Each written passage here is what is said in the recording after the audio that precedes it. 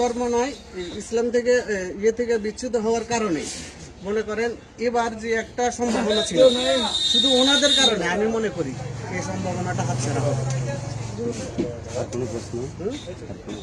না আমার প্রশ্ন নাই, শুধু আমরা যেমন দুঃখ আছে আমি বলি আমরা যদি ইসলামটা যে কয়টা দল আছে যে মতভেদের থাকুক, যে কোনো মতভেদে থাকুক, যে কয়টা দল আছে ওই দলগুলো যদি এখন একদম নিজের স্বার্থ চিন্তা না করিয়া এখন যদি সুন্দরভাবে দাঁড়ায়, তো ইনশাল্লাহ আমার মনে হয় এবার ইসলামের যে একটা জোয়ার আছে ওই জোয়ারের কারণে ইসলামটা এবার বিজয়ী হবে। কথা শেষ? অনেক কথা আছে কিন্তু আপনার কাছে জিনিসটা আরো ক্লিয়ার হবে। ধরেন জামাতের এখানে আসন কয়টা? জামাত কত আসন নিয়েছে?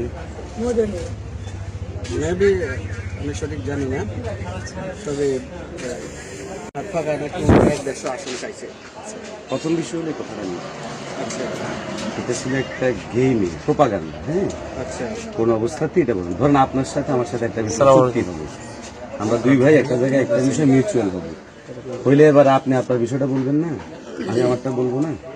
দেখা গেছে যে ইসলামী আন্দোলন বলছে যে আমাদের এই আসনগুলোর এই অবস্থা অবজারভেশন, আপনি তখন বলবেন না আমাদের এই আসনগুলোর অবজারভেশন বলা মানে কি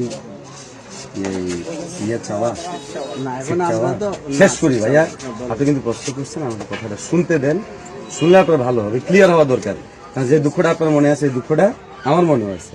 হ্যাঁ, আমি আপনার মতো কাউকে এইভাবে তুচ্ছতাচ্ছিল্য করে হবে যেটা করছেন, আমরা ইসলামের দুশ্মন শব্দটা বলছেন না, আমরা কিন্তু এটা কাউকে বলি না।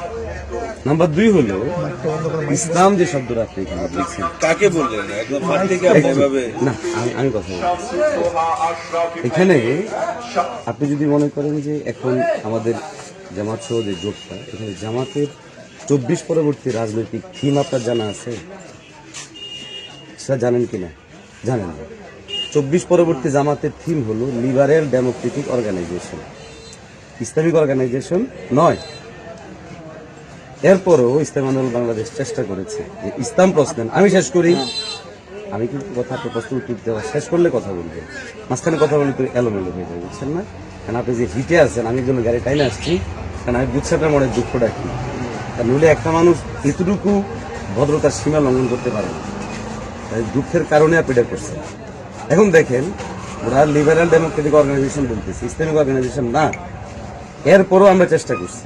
এখন ধরেন আপনি আর আমি একটা কাজ করি, একটা সময় আমি শেষ করি, আমরা 3 মাস একসাথে চললাম, এখন আপনি হলো এই ভাইকেও নিবেন, নেওয়ার সময় আমাকে পরামর্শ করবেন না, আমাকে না জানা যদি আপনি ওনার সাথে কোনো একটা কিছু করে ফেলেন, তখন সেক্ষেত্রে আপনি কি আগের টার্গেটে থাকলেন না ভিন্ন দিকে আগেলেন? ভিন্ন দিকে। শেষ করি, শেষ করতে হবে ভাই, টু দা পয়েন্ট। না, আমি শেষ, আপনাকে শেষ করাচ্ছি, টু দা পয়েন্ট। 28 তারিখ এনসিবির সাথে যে কাহিনীটা হয়েছে, এই কাহিনীটা যদি এইভাবে না করে পরামর্শ ভিত্তিক হইতো, আজকে আপনিও দুঃখ করা লাগতো না, আমারও দুঃখ করা লাগতো না।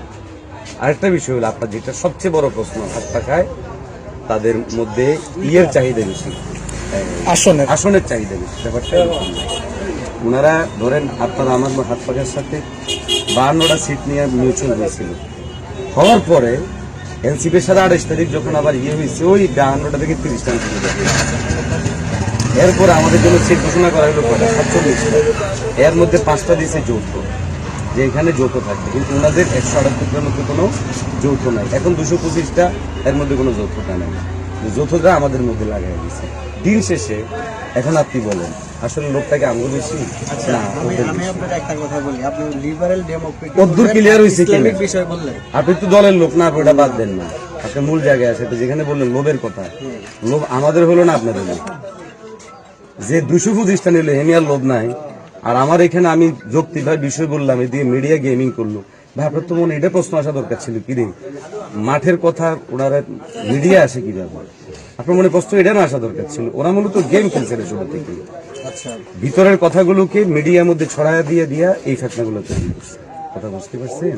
ভালো থাকবে। আচ্ছা ভাই, আমার কথা আপনি